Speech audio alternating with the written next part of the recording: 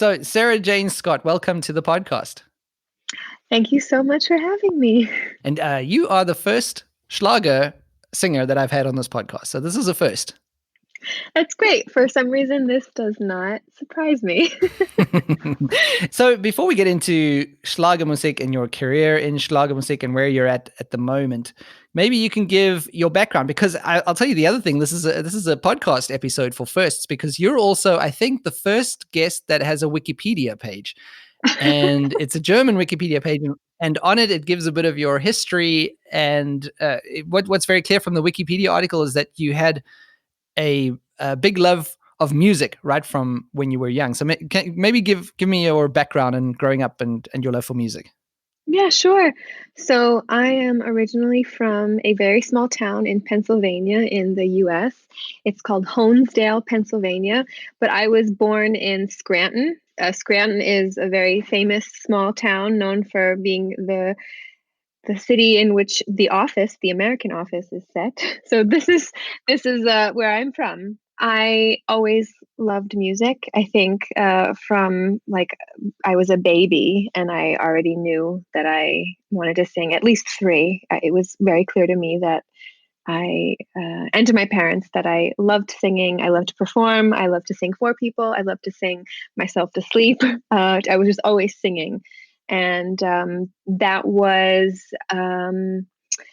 the plan. And my whole life, I've sang in choirs, I've performed in musicals. Yeah, I mean, it was really the only option for me growing up. And I went to a performing arts high school also in Pennsylvania. And being from a small town, it's also like a very interesting experience.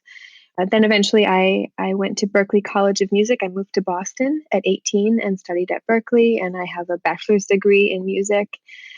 And that was a really, really great experience at Berklee as well. Where do you think your love of music comes from? Were your parents musical? Is that something that they promoted to you when you were young?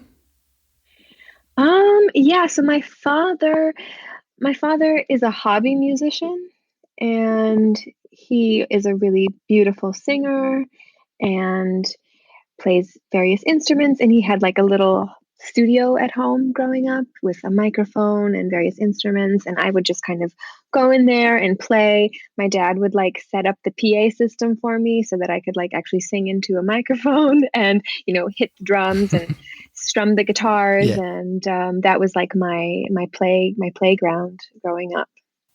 And you said that was the only option when you were growing up. There was never any time where you wanted to be a doctor or you wanted to be a journalist or something like that. It was always music or some kind of music. Yeah, unbelievably. Yeah, like it was that or dance, because I did ballet from ages 3 to 20, but then I thought, well, I think I think music. I have a better chance of succeeding in music than in dance somehow. I think dances. I mean, they're both very difficult fields to be to want to be in, but somehow the chances in music. And I also just felt that music pulled me in more than dance did. Yeah. So what was when you went to Berklee, and what did you have in mind for when you graduated? You knew you wanted to do something with music, but I'm guessing that probably at that point on your mind wasn't being a Schlager singer in Germany. No, it wasn't. So basically, when I had entered into Berklee, I had a classical background at this performing arts high school that I studied at. It was mainly we were studying opera and classical, and so this was my background. But I was rebelling from my background, and I wanted to go sing jazz at Berklee. This was like a big deal for all of my teachers in my high school, because they thought that I would ruin my voice going to Berklee, going to the Really? pop school. Yeah. They were. What all was the shocked. other option then, if not Berklee? To be honest with you, like Berklee was the school I wanted to go to, because it is known to being like the college for studying contemporary music. Yeah, I mean it's internationally renowned. Yeah. And so yeah, I started singing jazz at Berklee, and I really, really enjoyed it. At a certain point, I'd say my second year there, I started to get a little bit tired of jazz and I wanted to move on. So then I was exploring other options, perhaps going more into a pop direction or country. And I kind of like, I've always been someone who enjoys singing many different genres of music. Right. I could never really put my finger on one genre and say I am this kind of singer. It was I love so many different styles of music and enjoy singing so many different styles of music. So, but I have a classical and a jazz background, and I still to this day enjoy singing both of these genres of music. So then, how does it happen that you go from graduating from Berklee, not having Germany? I assume Germany wasn't even on your mind at that point, right? It was you maybe were thinking of the States, or were you thinking of Europe? Oh, I mean, I was so, small town girl, never been anywhere before. I Mhm. didn't have a passport at this time. When I graduated from Berklee, I was a bit lost. I mean, I thought, like, okay, now I have this degree in Yeah. music. I have a bachelor's degree in music. What do I do with this now? How does this translate into the I real thought, world? yeah, exactly, And I was thinking maybe I go to New York, maybe try out for some Broadway stuff, or I don't know. All my friends were going to Los Angeles, although Los Angeles hadn't really appealed to me so much. And so, yeah, I was a bit lost. I didn't know where to go. And I had a friend in Berlin. And so I went to go visit this friend in Berlin pretty much directly after I graduated. I had a little bit of money saved up and I wanted to see Europe. I got my passport and then I went over to Europe, visited my friend from Berklee. And then one thing led to another, and this friend became my boyfriend. Oh, and and then I got a job working as a teacher, and then I started learning the language, and I just decided, okay, well, I guess I'm going to stay in Germany for a here we year, are. and then it went to 2 years and 3 years, and here it's 10 years later. So. What was that like in the beginning, being a small town girl, as you describe it, landing up in Europe? And what were your first impressions of Germany and Europe? Yeah, it was pretty shocking. I definitely had culture shock for a good 4 years. um, I think I still have culture yeah, shock, Sarah Jane. yeah, I do too. Let's be honest. 10 years in, it never really goes away. No. Um, but no, so it was different. It was also very exciting because had I had never really seen anything outside of America before. I had never experienced a different culture, a different language, and I was fascinated by everything around me, the people, how different everything was. I mean, we're still in the West, but Germany is so different than the US. Just the way that the people act, the way the language, the food, just yeah, it's so different. But I really loved it. I really loved like just learning a new culture. I think it was a really, really great gift that I gave myself by coming here. Okay, so you landed up in Germany. So what was the bridge from there? You obviously started looking around for musical opportunities, I should imagine. Yes, this is true. So I was first a music and dance teacher at an English speaking school here in Berlin for about 4 years. And then on the side, I was constantly playing shows here in Berlin, but also, outside of Berlin in other cities in Right. Germany. And in Jazz shows, or what 2013, kind of shows? yeah, jazz, mainly jazz. So I didn't speak the language when I came here, and I Right. needed to find a way how to speak the language.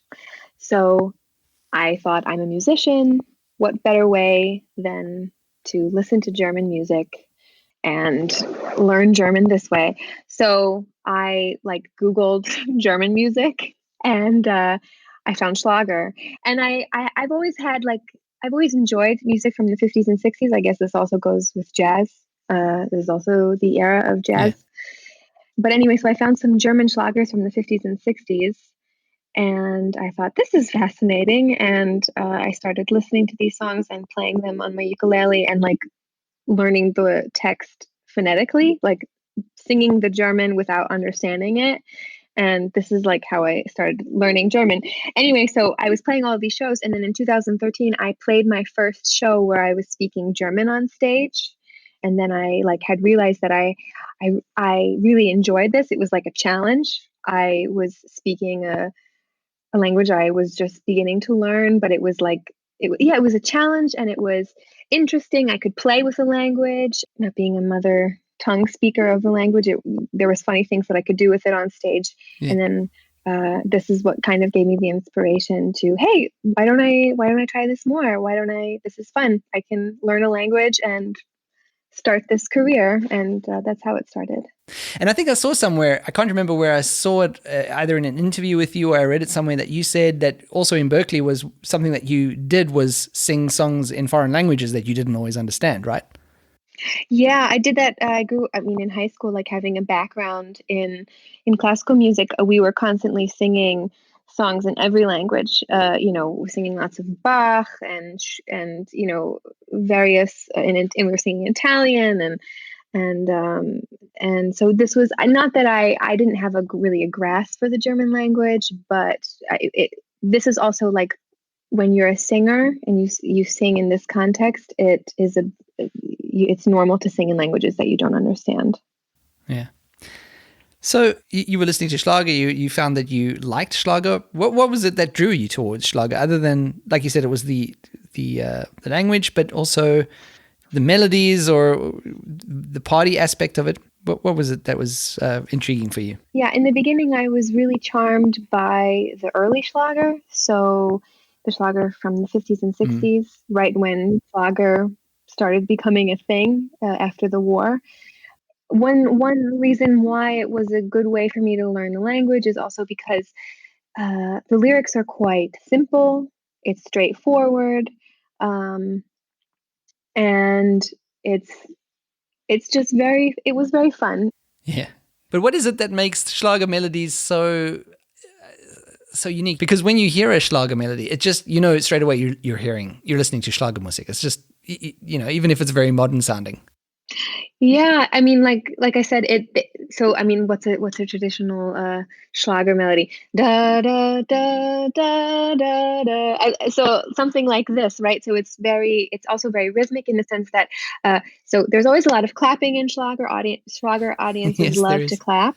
Yeah. 1, 2, 3, 4, exactly. Yeah. So so a lot of times the melodies go along with this kind of rhythmic, very straightforward beat, straightforward melodies. Right. I mean, that's one thing that I think is quite charming about Schlager, that it's just with the melody, with the lyrics, it's just straight to the point. It is. It's just straight to the point. It is, but it's catchy. Yeah. It's also that's what makes it incredibly catchy. So I texted you when we first got in touch. I listened to some of your songs in our house, and I got one of your songs stuck in my mind literally for 3 or 4 days after I heard it. That's the "I Love You, I'll Tell You in a Song." I think it is the title of it from your latest album, and it just wouldn't go. And in fact, my daughter started singing it when we were outside in the garden. It was like, oh my God, my daughter is singing a Sarah Jane Scott song. And then it was a daily request at breakfast that I had to play Sarah Jane Scott. So it's very, very catchy and sticks with you. And I think that's also a unique thing of Schlager for me as well, that it sticks with you. Yeah, it's nice. It's just straight to the point, and 3 minutes of Fun. Of happiness. Yeah, happiness and fun. Yeah. Oh yes, happiness and fun. I very definitely associate my experience with Schlager with things like the Oktoberfest, or when you go to a Volksfest, like every town has a Kirwa or that. That's my association with it. I go to those things and I know, okay, tonight I'm going to be dancing to Schlager or going to hear it on the thing, and I love it. It's great. It's perfect for those kinds of occasions. Yeah, I mean, I think so. The Schlager that I have sung with my 3 albums, it's not so this traditional party Schlager. Mm-hmm. Mine is maybe a little bit more country influenced. I also sing many more ballads. I don't do party Schlager really. I do more kind of like a melodic country-esque Schlager. Yeah, I can definitely hear the country influences in your music. So let's talk about your style, actually. So Sarah Jane Scott as a Schlager artist, your style is quite interesting because you, like you said, you've got this a little more relaxed, not exactly the party Schlager, but you also sing, at least on your last album, a lot of English in the Schlagermusik. Yeah, so I started doing that on my third album. Okay. Yeah. I would say like so my first album and my third album are quite country influenced. What's also really fun for me, also that so when I sing Schlager, I do have a bit of an accent because I can't properly pronounce my German R's. So I pronounce the R's in the German language quite strong, like an American Yeah. does. And so this leaves also a lot of room for me to play with the words, and it like kind of like winking, and it makes sometimes people laugh. So like for instance, I have a song called Was war los gestern Nacht? What happened last night? And there's this line that's like, Du musst ein richtiger Zauberer sein. You must be a magician.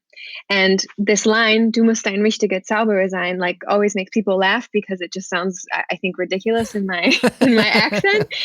But it's funny because I can play with it, and I like playing with the German language. Also, like I said in my third album, there's a lot of English, playing with this Danglish element, because this is also like I have a lot of friends who speak both English and German, and because I live in Berlin, and this is how I speak with the people around me. We speak in a mix of German and English, and yeah, that's just fun for me to kind of play with the two languages. It's kind of like an inside joke or something. I don't know. Yeah, and I guess it's kind of unique as well. I shouldn't imagine that there's anyone doing it now. I think I read somewhere that Peggy Marsh was an artist that did something similar in the 50s or the 60s. I'm not sure, but Yeah. So I was inspired by Peggy March and Connie Francis. These are like two Americans who sang German Schlagers. I actually like they were some of the first Schlager artists that I actually found when I started looking for Schlager music. So Connie Francis was actually quite successful in America in the 1950s. She sang like, I don't know if you know the songs like "Stupid Cupid" or "Lipstick on Your Collar." Yeah, she had like a great career in Schlager music as well. Right. I was inspired by these two women. Yeah. Is there anyone doing it now other than you? That kind of style. Like the mixing the German and the English? Mixing the German and the English and singing with I guess an American accent. No, I'm the only American currently. I mean, there are, like you said, there's Howard Carpendale. Yeah. There's Howie. He's been around for a really long time. There's a Swedish girl who sings Schlager. Right. Her name is Julia Lindholm. There's Schlager has a lot of international artists, I have to say. Really? Yeah, that's interesting. So some of the big names in Schlager are I mean, the ones that I know of are like Helena Fisher, I guess, is one of the biggest at the moment. Yes, Helena is. Oh, I mean, I think she is the biggest Schlager singer of all time, and I think she probably always will be. Yeah. Really? Yeah. No one does what Helena Fisher does. Like she sells out arenas. Right. She is the biggest. I think she's the most successful act in Europe. Wow, Helena Fisher. Yeah, she is. Yeah. Mm-hmm. Yeah. It's unbelievable. So she's one of the biggest Schlager singers. There's also Andrea Berg, and then Roland Kaiser, Udo Jürgens, Howard Carpendale. Who else? I mean, there's many. Jürgen Drews. I mean, like there's so many. There's so many of them. You did a Christmas song with someone named, was it Heino? I did a Christmas song with Heino. Yeah. These are the random facts I learn about people when I'm just looking at them before an interview. So like, I hope that like someone in your audience knows. I'm sure there's people in your audience who know who Heino is. Yeah. So interesting guy. Yeah. We sang a Christmas song together. That was fun. Yeah. Did you actually record in the studio together? Did you meet him? I did. I went to his home studio. Okay. And so Heino is kind of like this cult singer. He's been around, I think, since like the 60s. Yeah. And he has a very deep voice, and he has like this blonde hair and always wears sunglasses. And got a very distinct look. Very distinct look, very distinct voice. He was very nice, and he told me to call him Grandpa. That's a little awkward. Yeah, but it's very cool. Very cool. I will put a link to. Is there a video for that song? There is a video for that song. Okay, I'm Yeah, definitely putting a yeah. link for that in the show notes, so people must go and have a look and Cool. click on that. Very Great. cool. So when it comes to your songs, do you write the music? You obviously, I guess you write the lyrics, but what about the music? Are you also writing the music for the songs? So I wrote most of my third album. This was really like my first and second album. I unfortunately didn't get to write so much, but for my third album, I wrote quite a bit of it. And also, like my third album is my most personal, also because I wrote most of it myself. And I told lots of stories about my childhood and also what it's like being a foreigner in Germany. Yeah, there's a song on my album called Hungry Heart that is about like this feeling of wanting to travel and see the world and never stopping. So, and of course my German is good, Yeah. but I to write lyrics I do write with other people.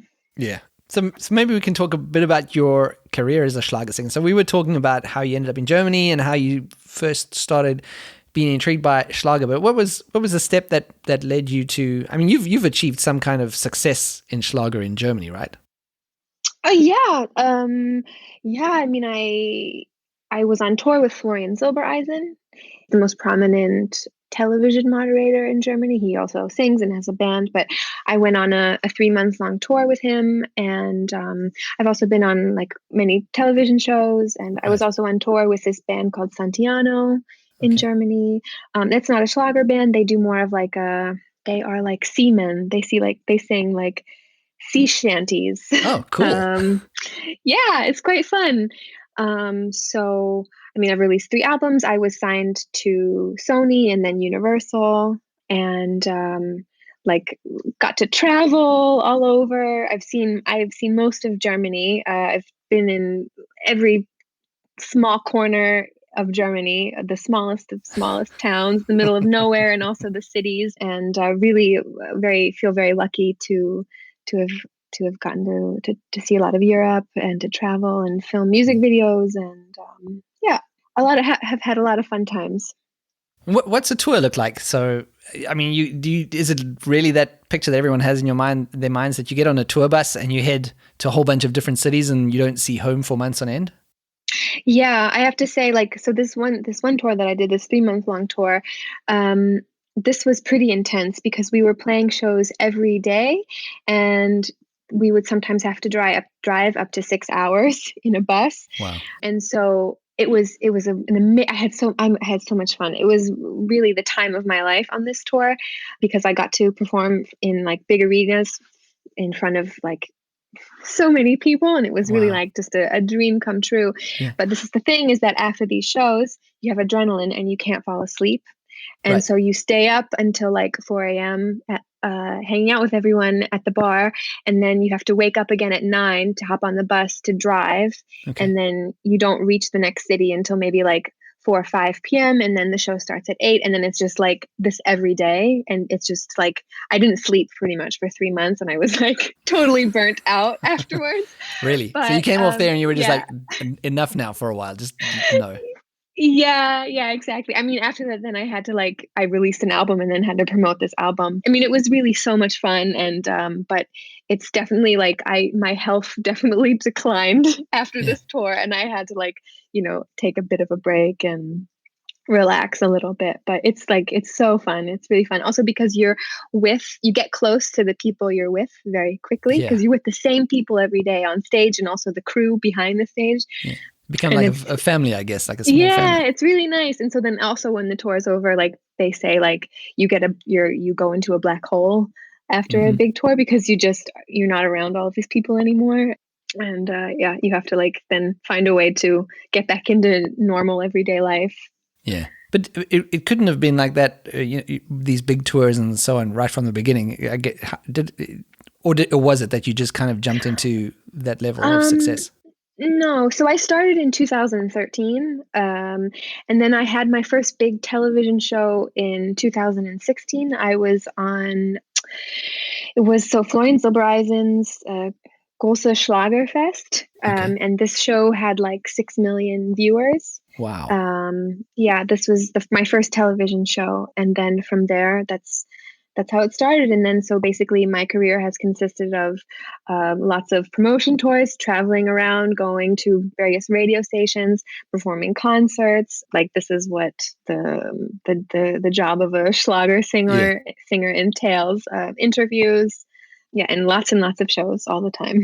Oh, and don't forget like these Autogrammstunden, these autograph Yes. hours. These are also Signing very autographs. important in the Schlager world. This is very important. Doing these autograph hours. What is that like? Do you just sign them, or do you have little chats with everyone? And what's expected of you? Yeah, like I think first of all, I love music, and I love how music makes me feel. I love how singing makes me feel, and I love how other people's music makes me feel. And so it's a really nice way to connect to people, Mm. music. And so, like, I guess it's really nice just to meet a lot of people. I mean, I have to say, like, I have also changed a lot in my career, and I mean, we can also talk about that, like how this has affected me, and Yeah. Yeah. you know, and how my view on all of this has changed. In the beginning, it was really really fun for me, and then somehow I started doing a little bit more self reflection and figured out, hey, well, maybe maybe there's more to life than this. Okay. Yeah, Well, that's yeah, interesting because that's kind of the fantasy that everyone has when they're going in, right? When becoming a musician, people when they're playing in their garages, that's what they're wanting. They want those big yeah. tours. They want the signing the autographs. They want chatting to the fans. So you said that was that was really cool for you in the beginning. How long did it take before you had that period of self reflection that you're talking about? Um, I mean, I would say like, let's see. So, I mean, I feel first of all, I just want to say I feel really, really lucky that I could like achieve some of my childhood Yeah. dreams. Yeah. Like performing in front of 20,000 people, and being under the lights and getting to sing and share my songs And and having meet. fans. Yeah, and like traveling and seeing Yeah. parts of the world that I never thought that I would be able to. I never dreamed of that this would happen. But then, at a certain point, I started just reflecting a little bit. Maybe like I don't know. So my first big television show was 2016, and then I'd say like a shift started to really happen maybe about 2 years ago in 2018, when I just realized that maybe this record label artist dynamic is not necessarily a healthy one, and I was feeling like I was being objectified.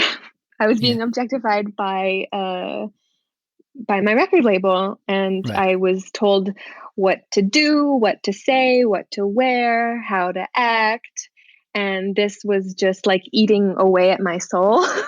Mm.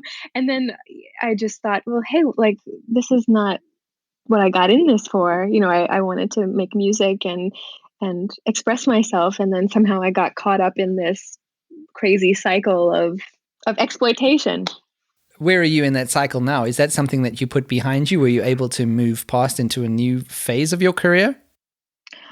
Yeah, so that's currently what I'm doing. I mean, I have to say, like, I'm still reflecting on everything.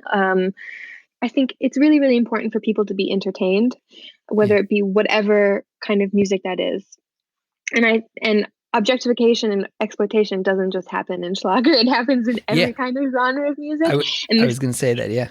Yeah, and just like this dynamic, and I'm not talking like specifically about like Schlager music. I'm talking about like the music business in general. This Right. relationship between the record label and an artist is not necessarily a healthy one. Like for instance, when I first started like going around meeting record executives to possibly get signed to a record label, this was like 2013. I had met a record executive that was explaining to me like how the Schlager audiences saw the two most successful female artists, and like he was saying like the one artist, well, she likes to have sex in the bed, and the other artist, she likes to have sex on the washing machine. And so this was like my What? first. Yeah, I know. And I was just being so naive, and I didn't at the time really understand like just how misogynistic this was, Yeah. how bad this was.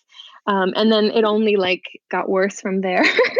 Yeah. That just being told what to say, what to do, what to wear. And I mean, now I have gotten out of this system, out of this negative pattern, but yeah, it's not so easy. And what about the fans? Is there an expectation from the fans that you be a certain way? I guess it's kind of a big feedback loop, isn't it? So the record companies are putting out what the fans want. The fans want it because they're being sold it, I guess, and then it just becomes this big loop. But what is there pressure from the fans, or is there some kind of viewpoint of the fans? So fans are really, really important in Schlager. I mean, I think I have to say, like, I experience a lot of beautiful, I like moving fans. The Schlager fans that I had were very kind and Right. sweet and very warm, and I received a lot of love, and I feel very grateful for that. However, I think anyone in this kind of position of fame or being being in the public eye, it's kind of a negative pattern because no matter what, your fans will always see you in the way that they want to see you. Like, how could they possibly know who you are? Yeah. And I think this is also kind of if you're not careful, if you're in this position of being in the public eye and you're not careful, this can really mess with your head. This can, in one way or the other, I think it's not necessarily like a healthy dynamic. Right. And do you think this is similar to the way that people, or let's say fans and record companies, I guess, is there a difference that you can see between how society deals with fame in Germany versus in USA? I mean, it's pretty much the same, I would say. Yeah. I think our society as a whole values fame like way too much. I It think does. yeah, I mean, I don't know, you this is like something it's become such a big part of our society, like, and I think, I mean, not that I ever was like on the level of like Taylor Swift or Mm. Ed Sheeran, or I mean, I don't know what this is like, but I have a small taste of it. And it's not all that it's cracked up to be. It's Yeah. not. It's like I said, I'm so happy that I could have my dream and do what I wanted to do. But it's I think this dynamic of like looking up to celebrities is also not necessarily a healthy one, or this Well, it's idea of not. Yeah. of role models, or of, of even like, especially like with women, we're always told that we need to be like role models for the Yeah. for the young girls, when I Yeah. think this is also just kind of like this is also not a good narrative for Yeah. anyone to have, because celebrities are also just human beings with real thoughts and emotions, Sure. and they don't know better than any of us. Yeah. But it seems to me that there's some inherent need for us to put people on a pedestal, because that seems to be what we do in many areas, not just show business, but in every. So there must be some kind of instinctual thing that we do that, and it's just the way that the marketing machine and celebrities work. It's just it amplifies that to a level way beyond what's normal, I guess.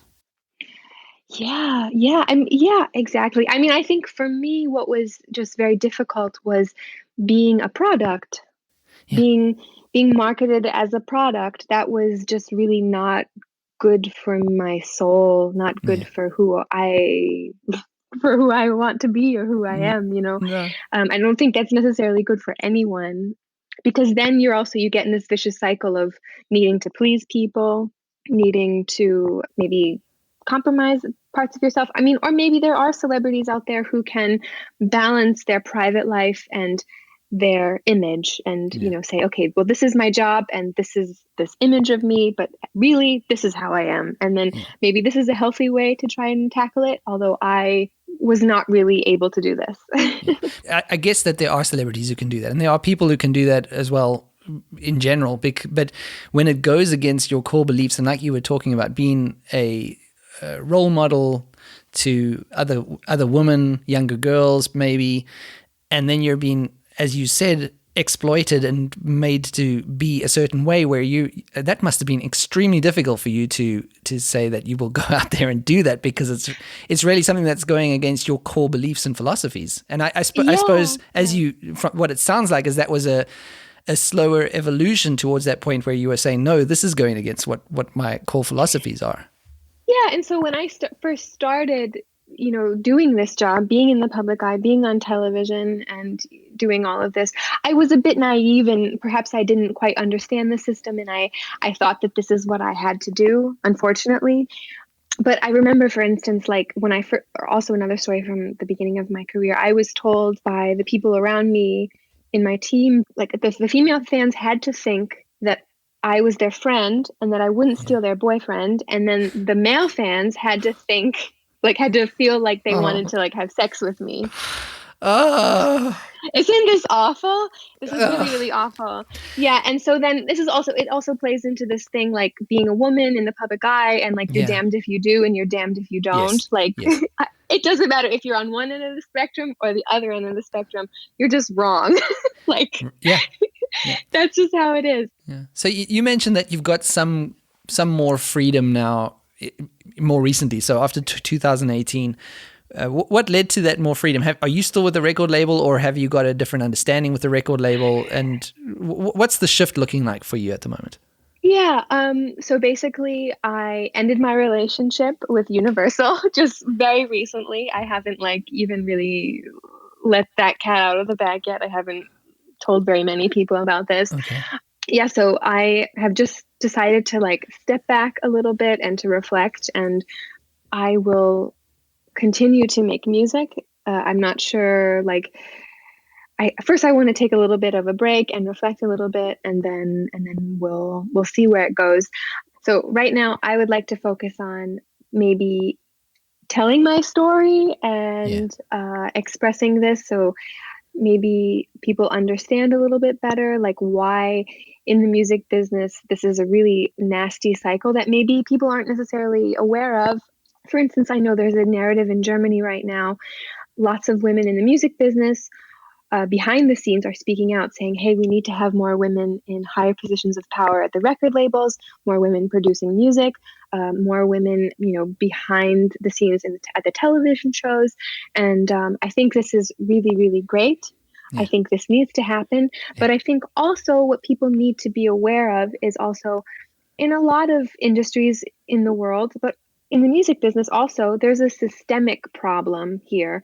Yes, we need women to be in the higher positions of power. But what about this record label artist dynamic? I think this is also very, very detrimental to not only the artists, but also the fans that are looking up to these artists. Yes. Because what happens when this artist that we love, this female artist that we love, when she's just being a puppet from a man at a higher position at a record label, Yeah. I think, I don't know. I think this is something that I would like to start a narrative. I would like that people start talking about this, because yes, it's great if we have more women in higher positions, but let's try and change the system. Let's not repeat these negative patterns.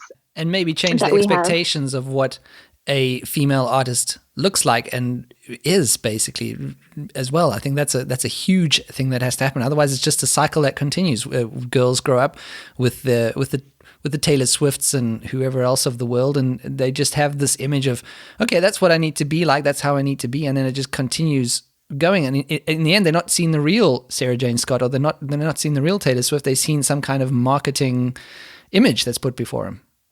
Yeah, and one thing we also can't forget is that we also tend to blame I don't know, for instance, if you think of Britney Spears, right? Yeah. And we now know what happened there. Yeah. She was just kind of a puppet. She had a lot of high powered execs behind this. She was an idea.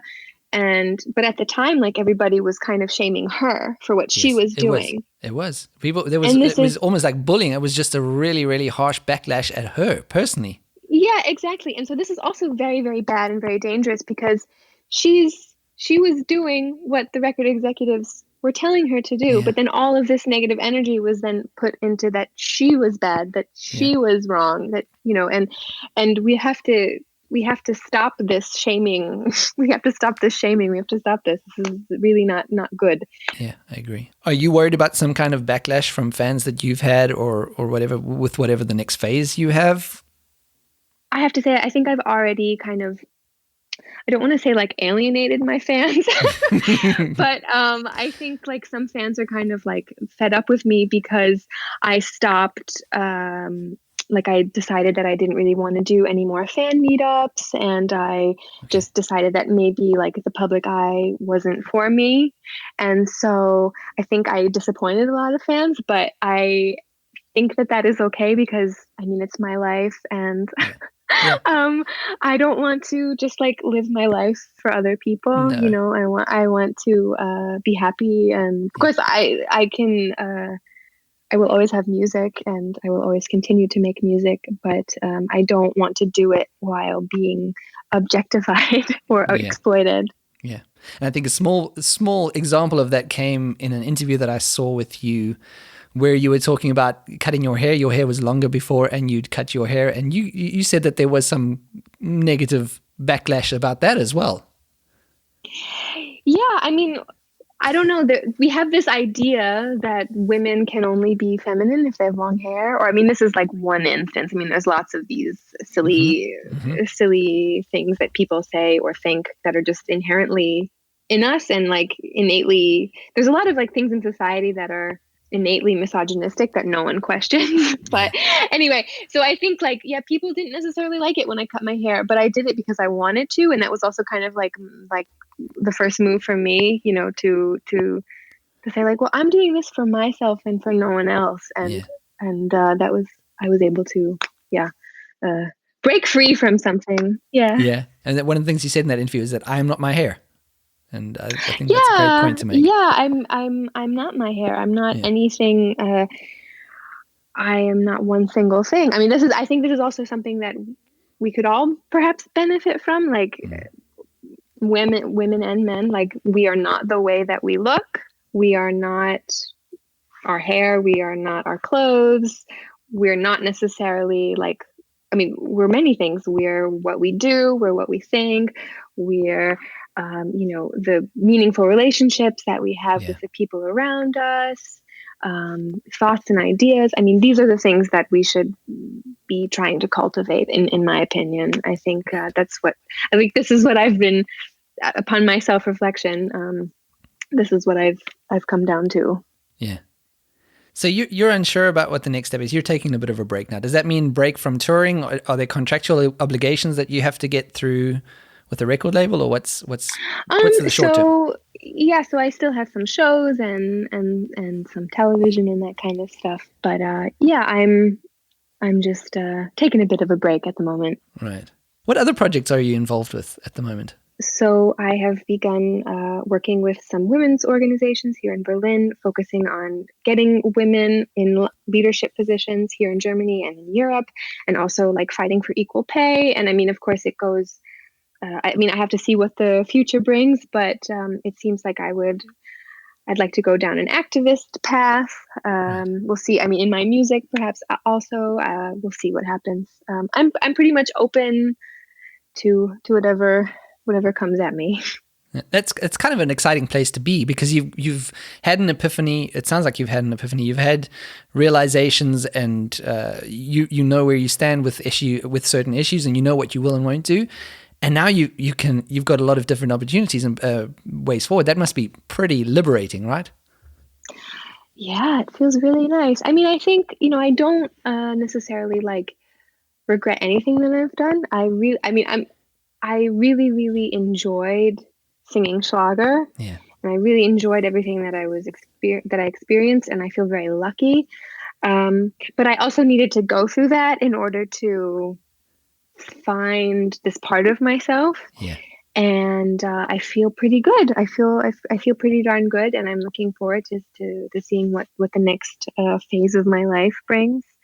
And I'm open and I'm ready to learn.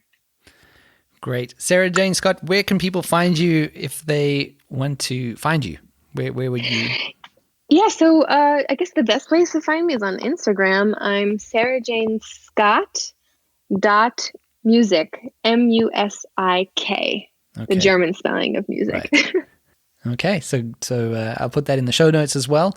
And I wish you luck with everything going forward, Sarah Jane. It was so great to speak to you, and thank you for taking the time and coming to talk on the podcast. Thank you so much. It was a pleasure.